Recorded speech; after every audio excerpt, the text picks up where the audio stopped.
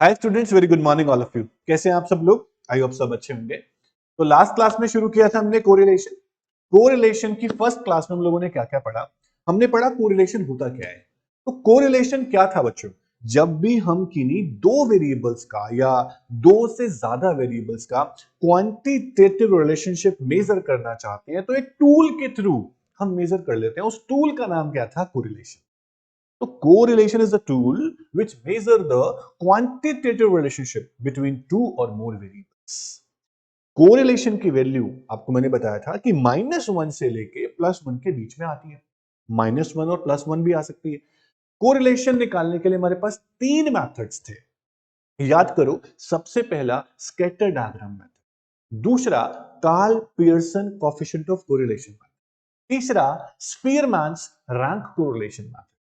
आपको याद होगा हमने स्कैटर डायग्राम मेथड और Karl Pearson coefficient of correlation में डायरेक्ट मेथड कर लिया। आज की क्लास में हम लोग क्या करने वाले हैं आप सब जानते हैं। आज की क्लास में हम लोग करेंगे Karl Pearson coefficient of correlation का शॉर्टकट मेथड, यानी कि इनडायरेक्ट मेथड।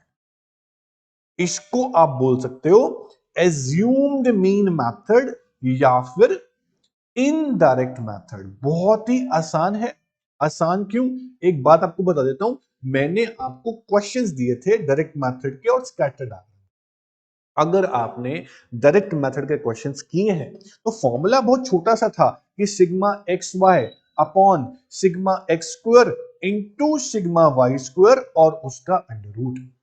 तो आपने जब स्मॉल एक्स निकाला होगा तो एक्स माइनस एक्स बार से निकाला, और x बार मतलब मीन, और मीन का आंसर मान लीजिए पॉइंट में आया, फॉर एग्जांपल 23.6। अब जब आप स्मॉल एक्स निकालेंगे तो आपके सारे के सारे स्मॉल एक्स पॉइंट में आएंगे, फिर x का स्क्वायर करोगे वो पॉइंट में आएगा। तो कहीं ना कहीं कैलकुलेशन जो है बहुत कॉम्प्लेक्स हो गई होंगी। उन कॉम्प्लेक्स कैलकुलेशन को अवॉइड करने के लिए, सिंपलीफाई करने के लिए कार्ल पियर्सन का एक इनडायरेक्ट मेथड भी है, शॉर्टकट मेथड भी है, एज्यूम मेथड इसे आप बोल सकते हैं। इसमें आपको मीन निकालने की जरूरत ही नहीं है। सर, ये पहले क्यों नहीं बताया?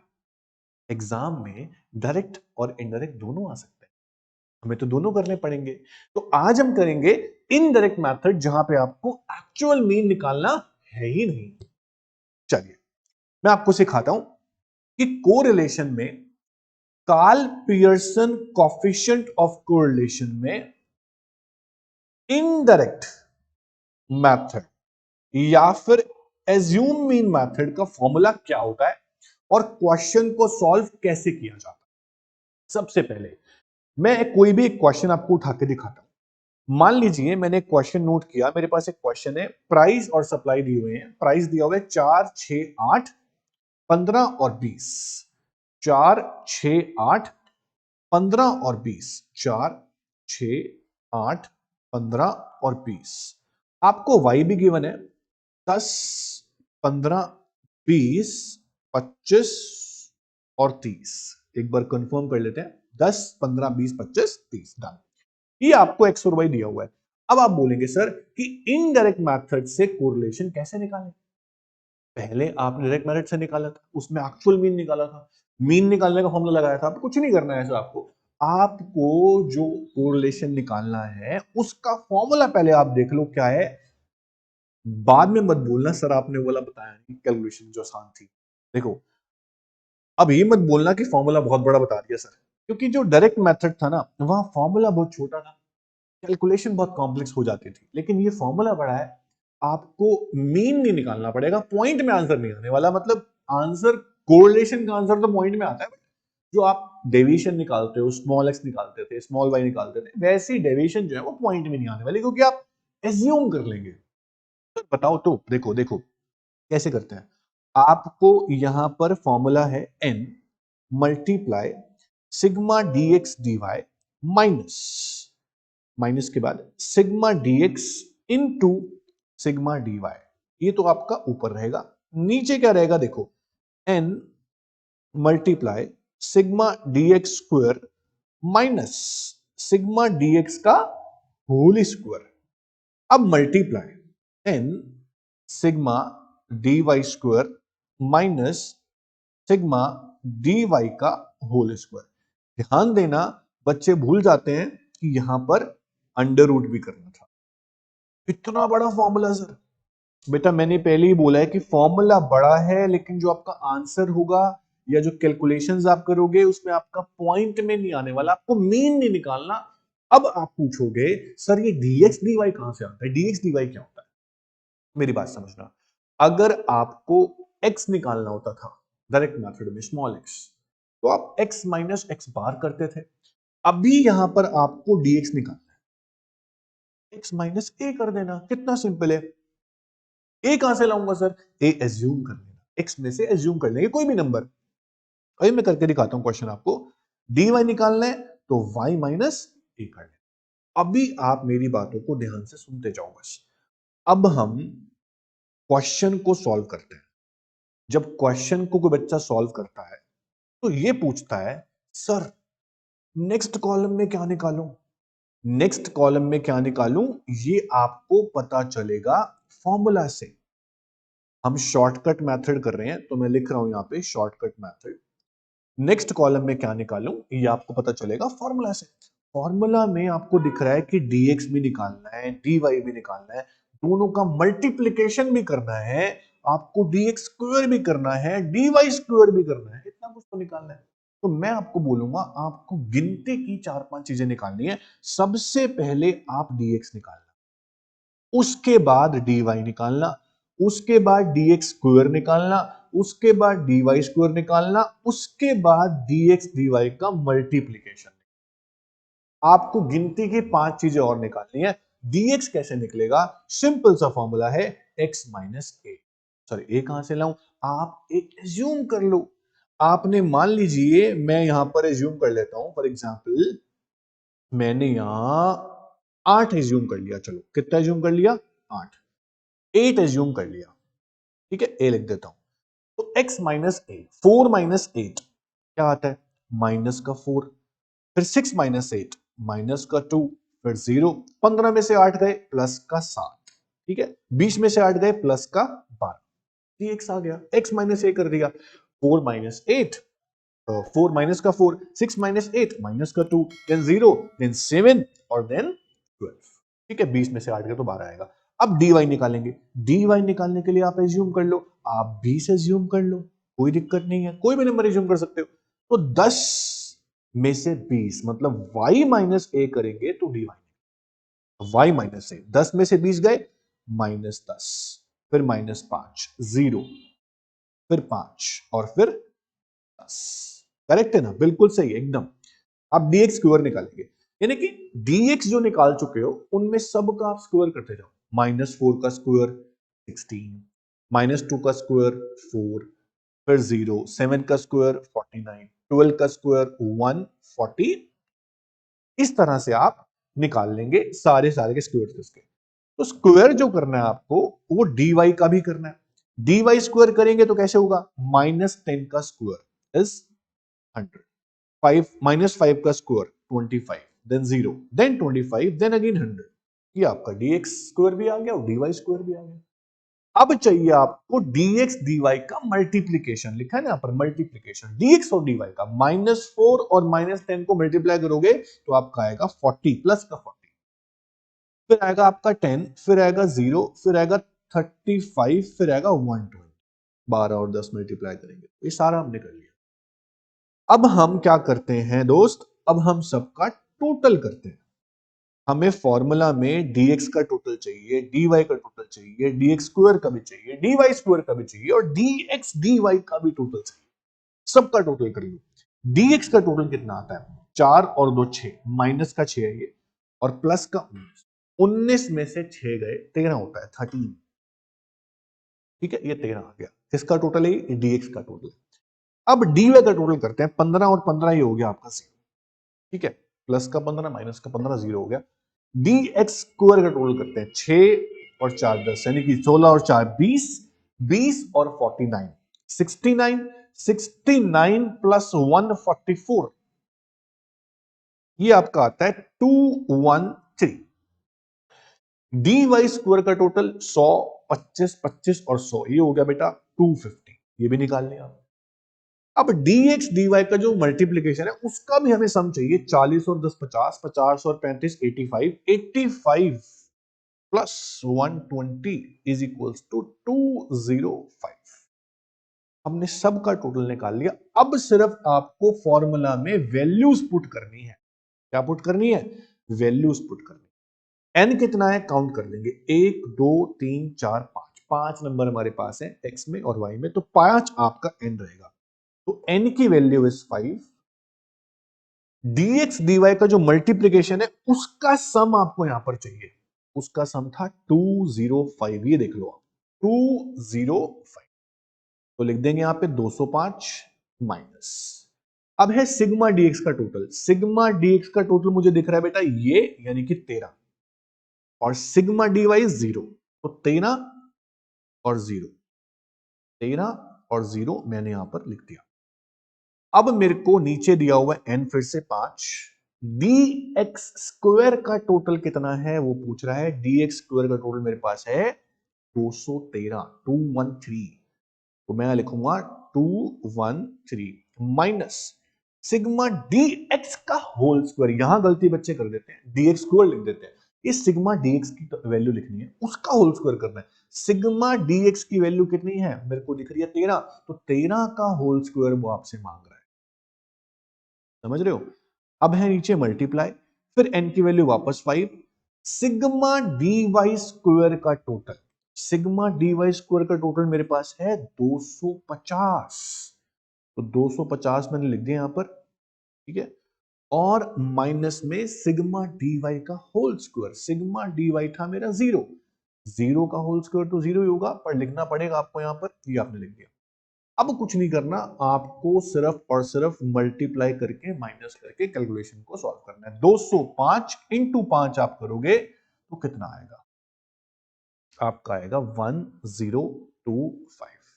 ये तो जीरो हो गया वैसे भी, तो ऊपर की वैल्यू सेम रहेगी 1025, क्योंकि जीरो माइनस करोगे इसमें से तो सेम वैल्यू रहेगी। अब नीचे हम देखते हैं, 213 को मल्टीप्लाई करना है 5 से तो आता है 1065। 1065 में से माइनस कर, ये हो गया 1065। इसका मल्टीप्लीकेशन जो है 1065 है, लिख दिया मैंने यहां। उसमें से माइनस करना है आपको 13 का स्क्वायर। 13 का स्क्वायर कितना होता है? 169 होता है ना? तो 169 माइनस कर दो आप किसमें से? 1065 में से। तो आपका आता है 1065 माइनस 169, ये आपका आता है 896। 896। मैंने यहां पर रूट नहीं लगाया, ऊपर तो लगाया था, तो यहां पर रूट लगाना भूल नहीं जाना आपको भी। रूट लगाना है क्योंकि ऊपर रूट है, हर जगह रूट रहेगा। इसका रूट है इनटू। अब 250 को मल्टीप्लाई करेंगे 50 से तो कितना आता है? 250 को मल्टीप्लाई करता हूं 50 से तो मेरा आता है 12500। सॉरी 5 से करना है तो 1250 आएगा। 1250 माइनस 0 तो 1250 ही रहेगा। इसका भी यहां पर रूट है। अब 1025 डिवाइड बाय, अब ध्यान दो, 896 का स्क्वायर रूट। स्क्वायर रूट निकालना आपको आना चाहिए, नहीं तो आपका आंसर नहीं आ पाएगा।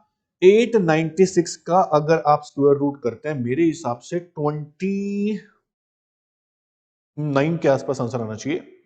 896 का स्क्वायर रूट, यस 29.9। अब 1250 का स्क्वायर रूट अगर आप करेंगे तो ये आपका आना चाहिए 35.35। तो 1025 डिवाइड बाय, अब मल्टीप्लाई कर दो इन दोनों को, किस किस को? 29.9 को और 35.35 को। आपका आता है 1057.12। अब कुछ नहीं करना, अब तो हो गया क्वेश्चन। 1025 को डिवाइड करना है 1057.12 से, आपका आंसर आता है 0.96।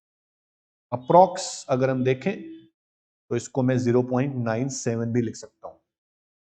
आप बोलेंगे सर आप तो कैलकुलेटर से कर रहे हो, हम कैसे करेंगे? आप क्लास 11th में हो, आपको मार्क्स लाने हैं, आपकी ड्यूटी है, आपकी रिस्पॉन्सिबिलिटी है, आपको करना पड़ेगा, आपको कैलकुलेशंस करनी पड़ेंगी, आपको स्क्वायर रूट भी आना चाहिए, नहीं तो आपके मार्क्स कट सकते हैं। तो आपने अभी अभी जो आंसर निकाला है वो निकाला है 0.97। लेट मैच द आंसर, जो आंसर आपका इसमें है नहीं 0.97। Okay done, correct. इन्होंने एज्यूम जो किया है वो 8 किया है और y में क्या एज्यूम किया इन्होंने 20 किया है।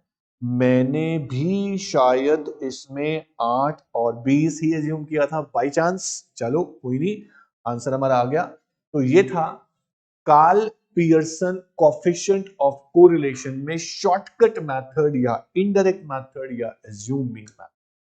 तो इस तरह से आप क्वेश्चन को सॉल्व कर सकते हो।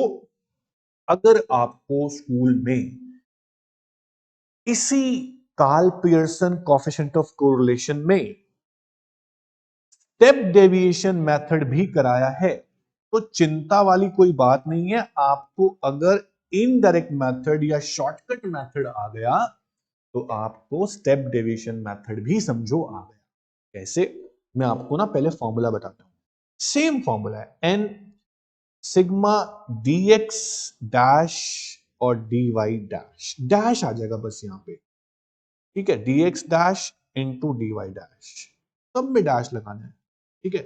Divide by n sigma dx dash का square minus sigma dx dash का होल स्क्वायर, फिर multiply n sigma dy dash का square minus sigma dy dash का होल स्क्वायर और इन दोनों का अंडर रूट। अब आप बोलोगे sir what is dx dash, तो मैं बोलूंगा जैसे आप क्वेश्चन कर रहे थे वैसे ही करना x minus A, but x minus A को आप डिवाइड करेंगे कॉमन फैक्टर से, c से। जब आप dy डैश निकालेंगे तो आप डिवाइड करेंगे y माइनस ए को c से, उसके कॉमन फैक्टर से। Sir what is common factor? आपको बच्चा क्वेश्चन जो दिया होगा ना वो हमेशा स्टेप डेविएशन जब निकालने के लिए बोलेंगे तो कहीं ना कहीं सेम सेम प्रोपोर्शन में आपको वैल्यूज देंगे। मान लो 5, 10, 15, 20, वाई दिया होगा आपको 10, 15, 20, 25। अब ध्यान से देखो आपका 5 5 का डिफरेंस है तो C इज 5, यहां पर भी 5 5 का डिफरेंस है तो C इज 5। तो आप बस 5 से डिवाइड और कर देना, आपका dx डैश निकल जाएगा। जहां आप dx निकालते थे अब आप dx डैश निकाल देना। वैल्यू सेम है, फॉर्मूला सेम है, पुट सेम तरीके से करना है, बस आपको dx की जगह dx डैश निकालना पड़ गया। आप जब dx निकालते थे x माइनस ए करते थे, अब आप dx डैश कर रहे हो तो आप dx को डिवाइड कर दो ना कॉमन फैक्टर से, तो dx डैश आ जाएगा, सिंपल। बाकी क्वेश्चन तो सेम ही है।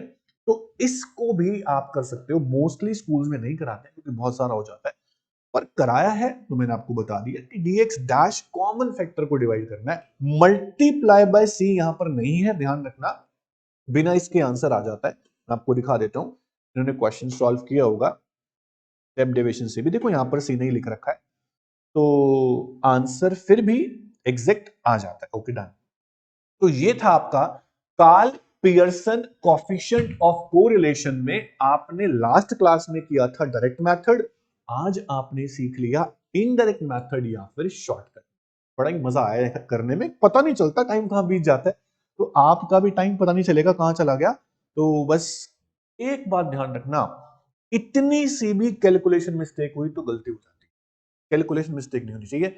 ये था आपका, देखो आपका स्कैटर डायग्राम मेथड भी हो गया, Karl Pearson coefficient of correlation method भी हो गया।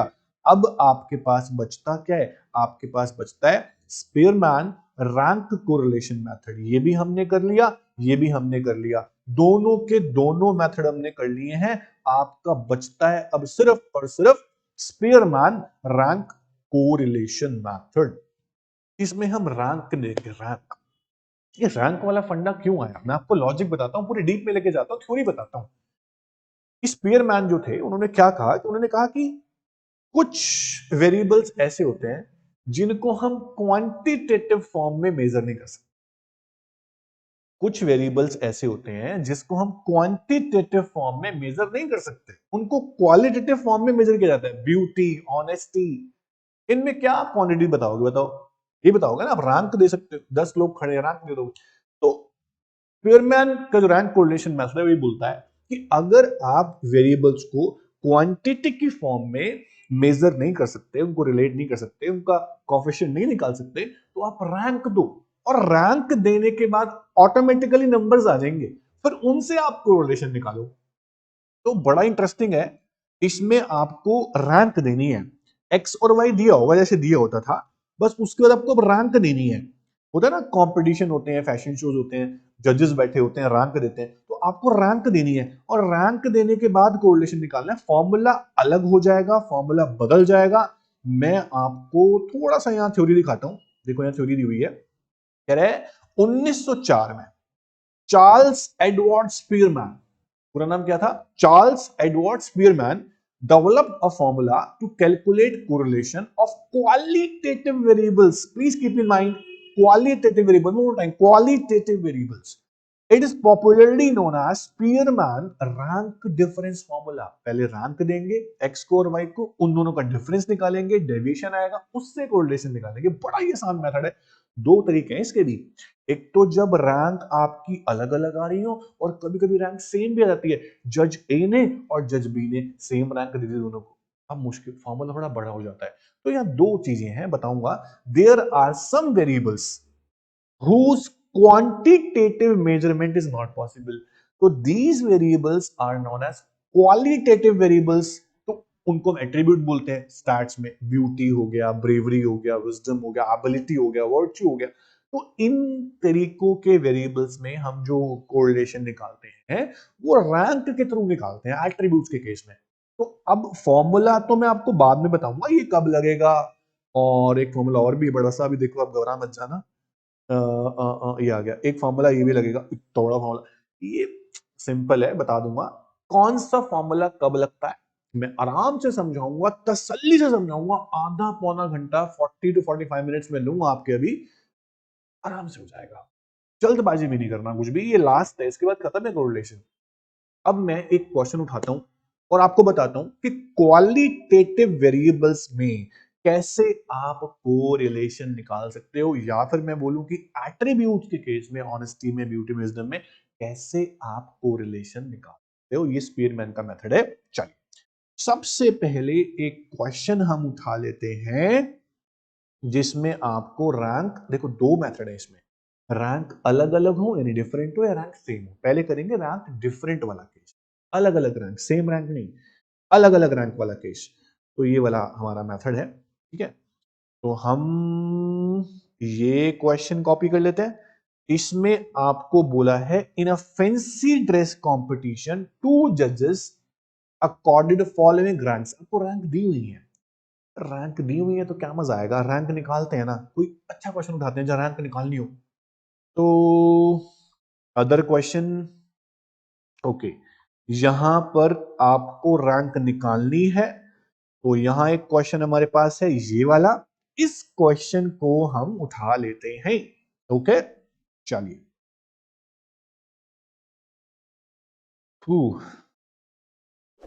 मजा आ रहा है कोरिलेशन करने में, मेरे को तो बहुत मजा आता है, क्योंकि इसमें इतना इंटरेस्ट आता है, पता नहीं चलता कि टाइम कहां चला गया, राइट। तो आप भी बहुत सारे क्वेश्चन प्रैक्टिस करें ताकि आपको भी पता ना चले कि कहाँ हमारा समय चला गया और पढ़ाई में गया, तो इससे अच्छी बात क्या हो सकती है, राइट। मैं कोशिश कर रहा हूँ क्वेश्चन कॉपी हो जाए, नहीं कॉपी होएगा तो हम इसको नोट कर लेंगे, डन। तो नहीं कॉपी हुआ, हम इसको कॉपी कर लेते हैं, लिख लेते हैं। तो क्वेश्चन है आपको एक्स में रैंक दी हुई है, ठीक है, 15 17 14 13 11 12 16 18 10 9, ठीक है, लिख लेते हैं इसको हम, कितनी 10 पार्टिसिपेंट है, 1 2 3 4 5 6 7 8 9 10, राइट। तो लिख लेता हूं मैं इसको, क्वेश्चन को, एक्स आपको गिवन है, ठीक है, 15 17 14 13 11, 17 14 13 11, 11 के बाद बेटा 12 16 18 10 9, 12 16 18 10 और 9, ठीक है, ये नोट कर लिया मैंने। ऐसे ही आपको y भी गिवन है, उसको भी नोट कर लेते हैं, 15 12 4 6 7, 15 12 4 6 7, उसके बाद है 9 3 10 2 5, 9 3 10 2 और 5, राइट। अब मेरी बात समझना, हम पढ़ रहे हैं स्पीयरमैन रैंक कोरिलेशन। क्या पढ़ रहे हैं हम? Spearman rank correlation. अब रैंक देनी कैसे है? उसके दो तरीके हैं। सबसे छोटे नंबर को फर्स्ट यानी 1 रैंक दे दो, ठीक है, असेंडिंग ऑर्डर में चलो। सबसे छोटे को 1 रैंक, उससे बड़े को 2 रैंक, उससे बड़े को 3 रैंक, उससे बड़े को 4 रैंक, उससे बड़े को 5 रैंक, या सबसे बड़े वाले को भी 1 रैंक दे सकते हो। कैसे भी आप चल सकते हो, असेंडिंग ऑर्डर में भी, डिसेंडिंग ऑर्डर में भी। तो सबसे पहले हम क्या करते हैं, हम आप कैसे भी क्वेश्चन कर सकते हो। मैं रैंक दे रहा हूं x को, और x को जब रैंक देते हैं तो हम R1 लिखते हैं, तो y को रैंक देते हैं तो R2 लिखते हैं, ठीक है। तो x को रैंक देते हैं, तो x में देखो सबसे सबसे छोटा नंबर कौन सा है? सबसे छोटा नंबर दिख रहा है मेरे को 9। x में सबसे छोटा नंबर दिख रहा है मेरे को 9, तो 9 के आगे मैं 1 रैंक लिख दूं? यस सर, लिख दो 1 रैंक। तो 9 के आगे मैं 1 रैंक लिख देता हूं। अब 9 से बड़ा 10 है, उसको दे दी 2 रैंक। 10 से बड़ा 11 है, उसको दे दी 3 रैंक। 11 से बड़ा 12 है, उसको दे दी 4 रैंक। 12 से बड़ा 13 है, उसको दे दी 5 रैंक। 13 से बड़ा 14 है, उसको दे दी 6 रैंक। 14 से बड़ा 15 है, 15 को देते हैं 7 रैंक। हम इसको रैंक दे रहे हैं, ध्यान देना, x को।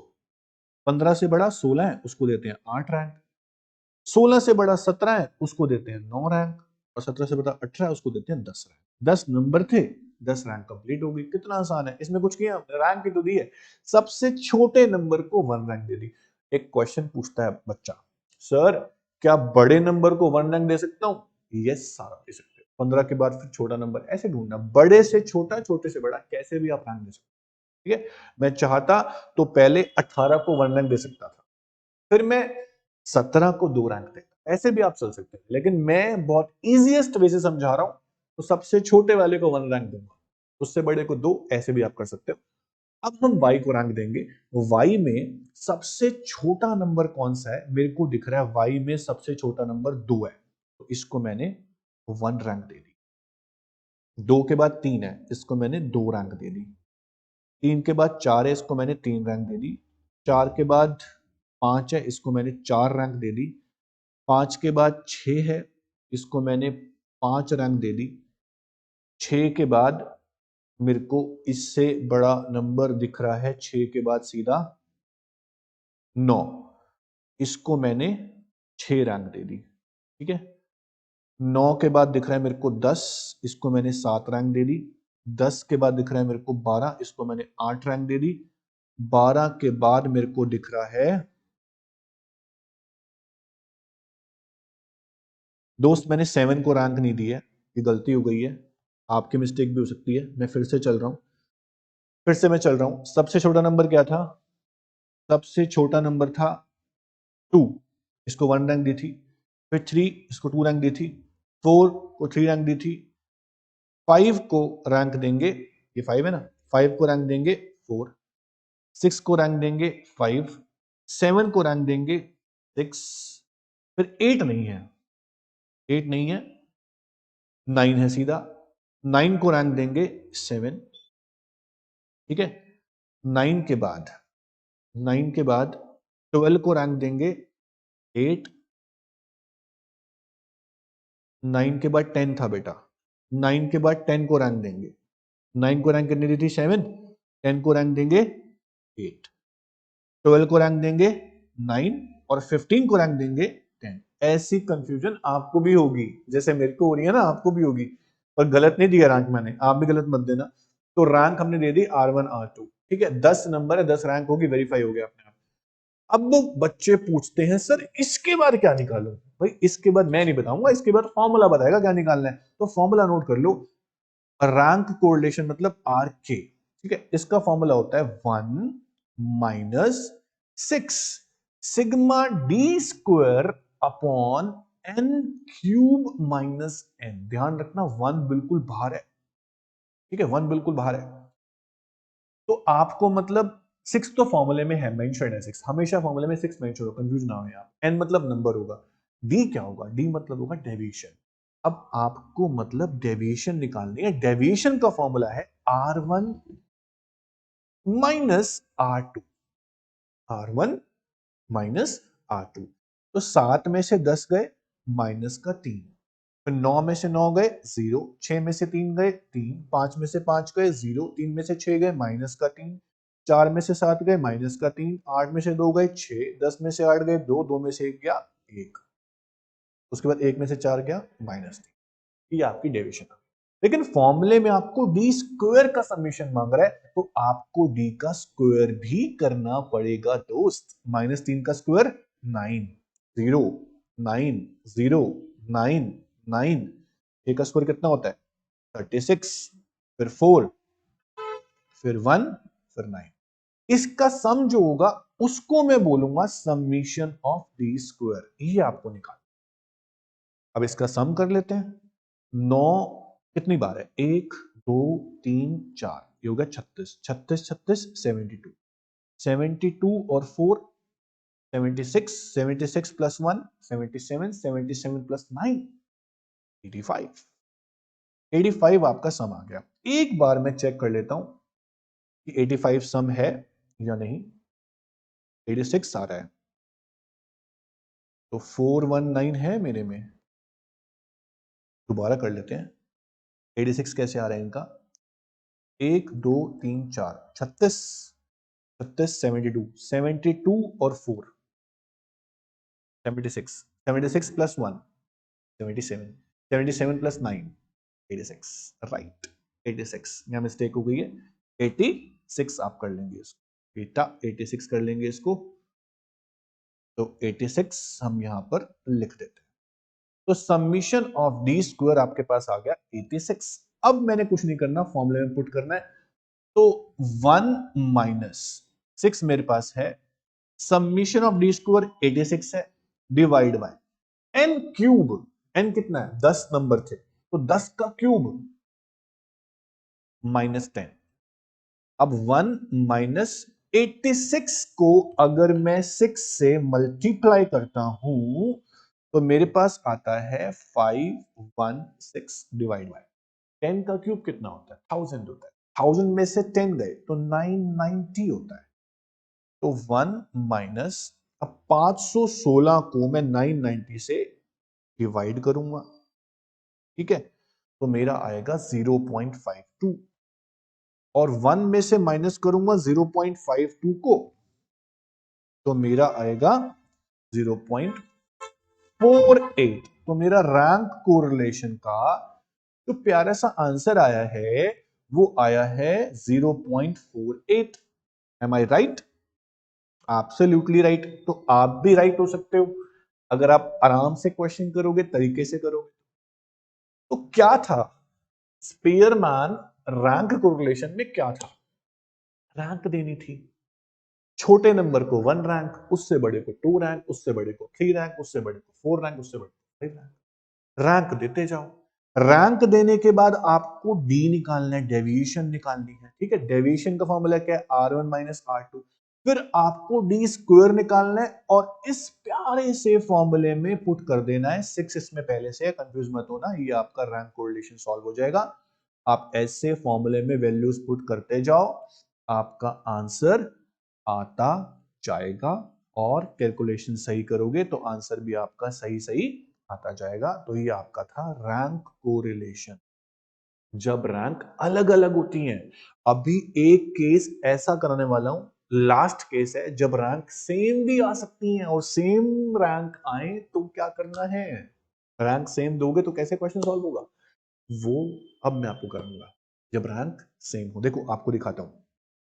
स्पीयरमैन रैंक कोरिलेशन के दो केस हैं। पहला केस ये है when ranks are not given में, रैंक्स आर नॉट गिवन में, जब रैंक्स जो हो 1 सेकेंड 1 सेकेंड 1 सेकेंड 1 सेकेंड, जब रैंक इक्वल ना हो, ये वो केस था, ठीक है। एक तो रैंक गिवन नहीं थी, ऊपर से इक्वल भी नहीं थी, ठीक है।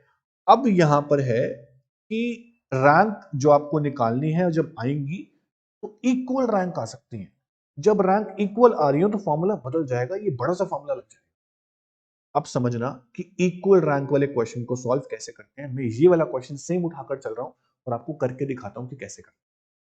अपने कान और आंख खोल लेना, मैं क्या समझा रहा हूं। ये ज्यादा चांस होते हैं एग्जाम में आने के। तो आपको एक्स और वाई दिए हुए हैं, स्टार्ट और इक्वल को मैं एक्स वाई मान लेता हूं। 15 10 20 28 12।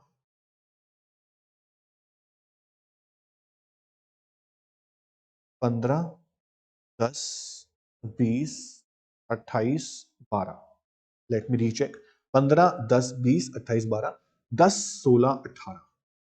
10 16 18 ये आपको दिया हुआ था दोस्त x। अब y दिया हुआ है, उसको नोट कर लेता हूं। 16 14 10 12 11। 16 14 10 12 11। उसके बाद है 15 18 और 12।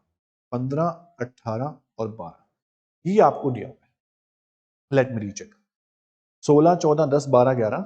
16 14 10 12 11। उसके बाद 15 18 और 12। 15 18 12 ठीक है। अब मेरे को बोल रहा है कि भैया रैंक कोरिलेशन निकालो।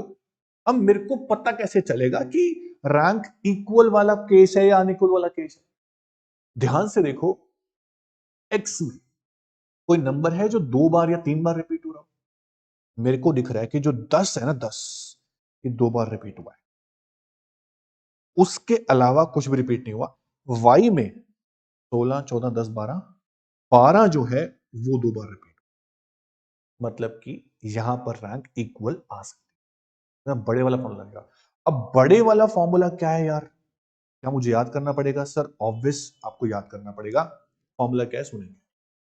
तो फॉर्मूला है 1 - 6, ब्रैकेट स्टार्ट हो जाएगा यहां से, sigma d square plus 1/12 m cube minus m plus 1/12 m cube minus m। Sir आपने एक ही चीज 2 बार क्यों लिख दी?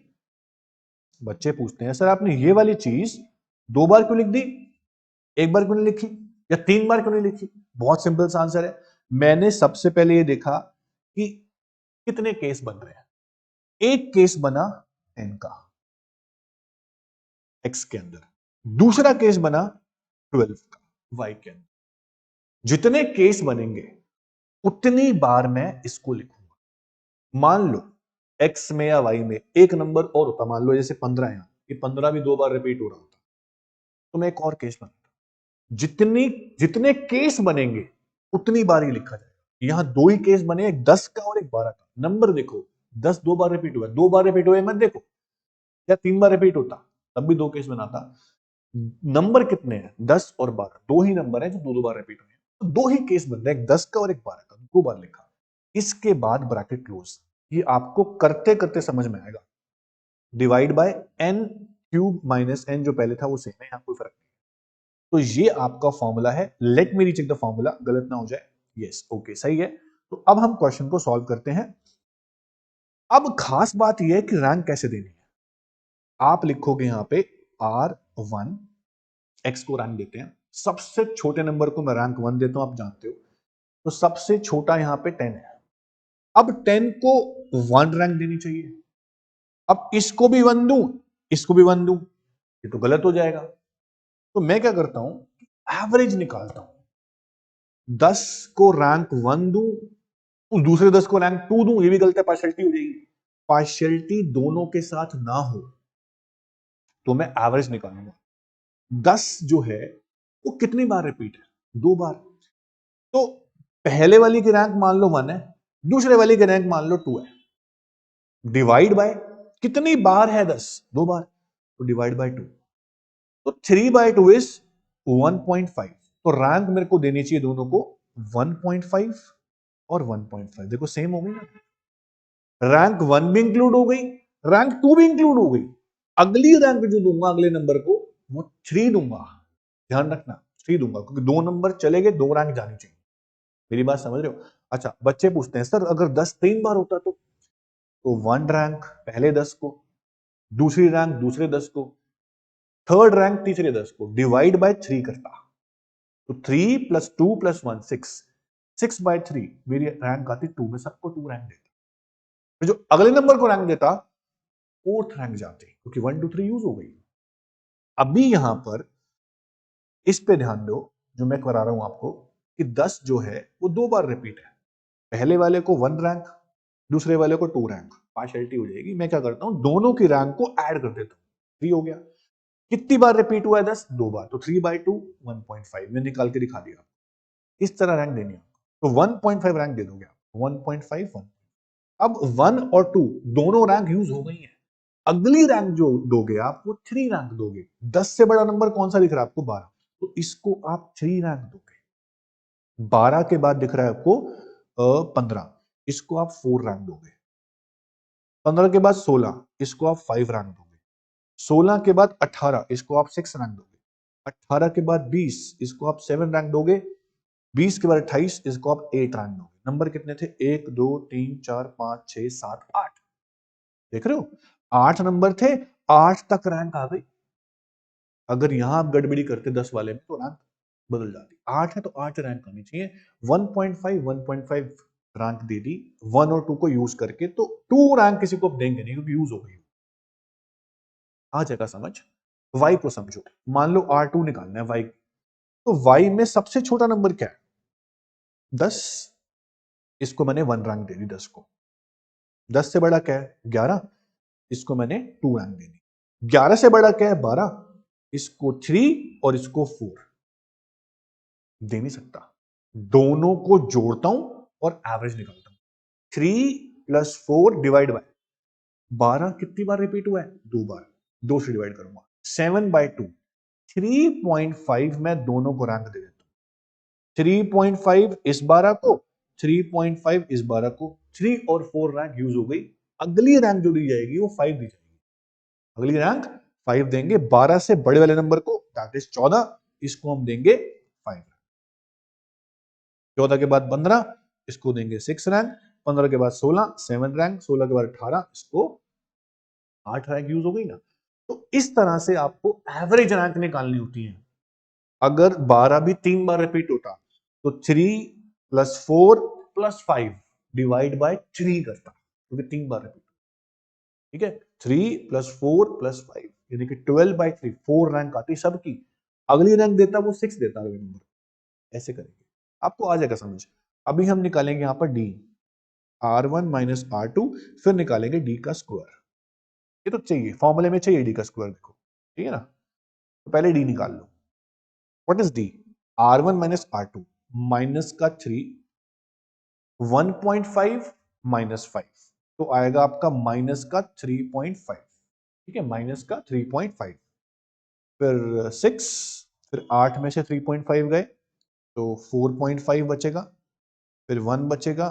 1.5 माइनस 6, 4.5 माइनस का, ठीक है, 4.5 माइनस का, फिर माइनस का 3, और फिर बचेगा 6 माइनस 3.5, बचेगा 2.5 प्लस का।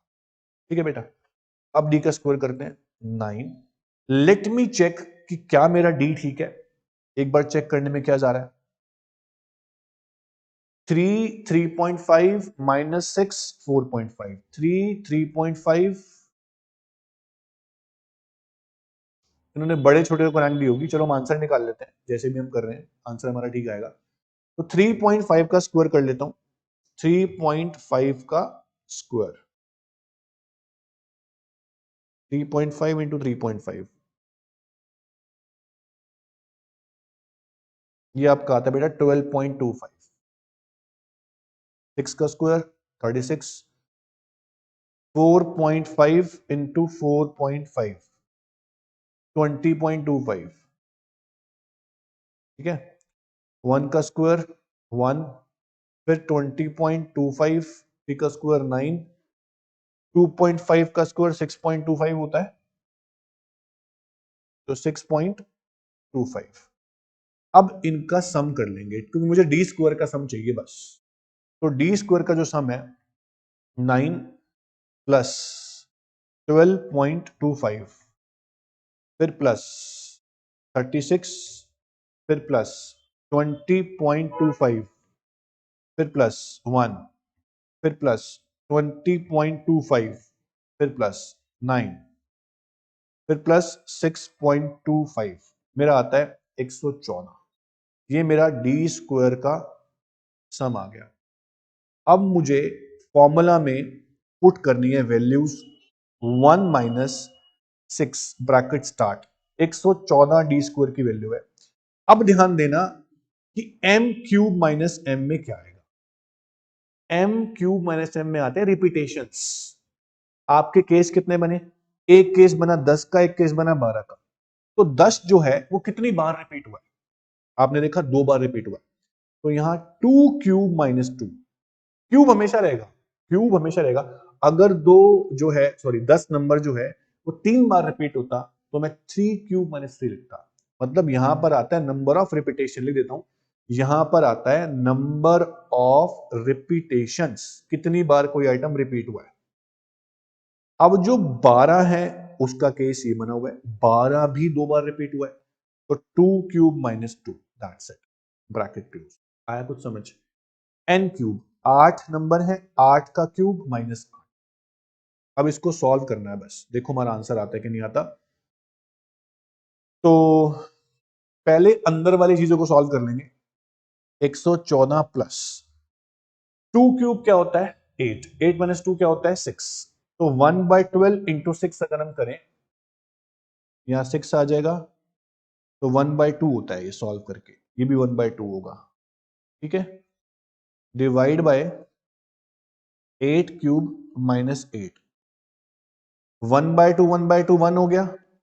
तो 1 माइनस 114 और 1 115 डिवाइड बाय 8 का क्यूब माइनस 8 करना है मुझे। अब 8 इंटू 8 इंटू 8 दैट इज 512। 512 में से 8 गए तो 504। अब सॉल्व कर लो कि 1 में से माइनस करना है आपको 115 डिवाइड बाय 504 कर लेते हैं, 0.22। तो आपका आंसर आता है बेटा जी 0.77। 0.77 आपका रैंक कोरिलेशन का आंसर आ रहा है। अगर ये आंसर ठीक है तो बल्ले बल्ले हो गई। ठीक है, तो 0.36 आंसर हमारा यहाँ आ रहा है। हमारा आंसर रॉन्ग हो गया बेटा। ठीक है, हमारा आंसर रॉन्ग हो गया, लेकिन गलती ज्यादा बड़ी नहीं है। हमने 6 से मल्टीप्लाई नहीं किया है। यहां पर 6 मैं भूल ही गया, ध्यान से देखो। मैंने यहां पर 6 लिखा हुआ है ऊपर, है ना, लेकिन यहां 6 लिखना भूल गया। तो 6 से मल्टीप्लाई करेंगे 115 को, पहले वो देख लेते हैं। तो मैंने छोड़ ही दिया, ये मेरी मिस्टेक है और आपसे भी हो सकती है, ध्यान रखना। 6 को 115 से मल्टीप्लाई करेंगे 690 आएगा। तो एक स्टेप और कर देता हूं और इसको हटा देता हूं। तो 1 में से माइनस करेंगे 690 डिवाइड बाय 504। तो 504 से डिवाइड करेंगे 1.36 आ रहा है। ठीक है, 1.36। तो 1 माइनस 1.36, 1 माइनस 1.36 अगर हम करेंगे तो मेरा आंसर आता है माइनस का 0.36। देखिए, यस। तो मिस्टेक क्या हुई, यहां पे 6 हमने नहीं लिखा, ये छोड़ते चले गए फ्लो के चक्कर में, पर आंसर हमारा बिल्कुल ठीक आ गया। तो इसको आप इस तरह से सॉल्व करेंगे। हमारा पूरा क्वेश्चन ठीक था, एक स्टेप गलत हो जाता 6 अगर हम ना लिखते। तो इस तरह से करते हैं इक्वल रैंक के केस में Spearman rank correlation. I hope आप सबको कोरिलेशन समझ में आ गया होगा कि क्या होता है कोरिलेशन। हमने इसमें 3 मेथड करे हैं, scatter diagram method, Karl Pearson coefficient of correlation में डायरेक्ट मेथड, इनडायरेक्ट मेथड, और Spearman rank correlation method in case of different ranks और in case of equal ranks. Equal ranks वाला फॉर्मूला थोड़ा बड़ा था, इसकी जितनी प्रैक्टिस करेंगे उतना अच्छा है। आपको बहुत सारे क्वेश्चन यहां पर दिए हुए हैं, एक से लेके अराउंड 10 क्वेश्चन, 11 12 13 14 15 16 17 क्वेश्चन है। इस सारे क्वेश्चन आपको आज प्रैक्टिस करने हैं, तब मजा आएगा कोरिलेशन चैप्टर। और जो ये 2 क्वेश्चन है ना अलग से, ये भी आप कर लेना, जो ये वाले 2 क्वेश्चन है, इनको जरूर करना, इनको छोड़ना मत, ठीक है। उसके बाद क्या करना है, मेरी बात सुनना। तो ये 2 क्वेश्चन जो हैं आपको दिख रहे हैं, ये 2 क्वेश्चन जो हैं इसमें निकालना है आपको रैंक कोरिलेशन, ठीक है। और यहां पर भी आपको रैंक्स गिवन है, यहां भी निकालना है आपको रैंक कोरिलेशन। तो अच्छे से करना क्वेश्चंस को, और जितनी प्रैक्टिस करोगे उतना अच्छा है, तभी आपके मार्क्स ज्यादा आ पाएंगे। स्टैट्स मांगती है प्रैक्टिस। कोरिलेशन के बाद हमारा इंडेक्स नंबर बचा हुआ, फिर हम वो करेंगे। अभी आप पहले क्वेश्चन कर लो, डाउट आते हैं आप डाउट जितने ले सकते हो। गलतियां होंगी कोरिलेशन में, घबराना मत। मैंने हर बच्चे को देखा है कि बहुत मिस्टेक होती है, क्योंकि कैलकुलेशन बहुत सारी है। तो आप ध्यान रखें, एक तो कैलकुलेटर यूज ना करें, क्योंकि आपको आदत पड़ जाएगी, एग्जाम में नहीं कर पाओगे आप।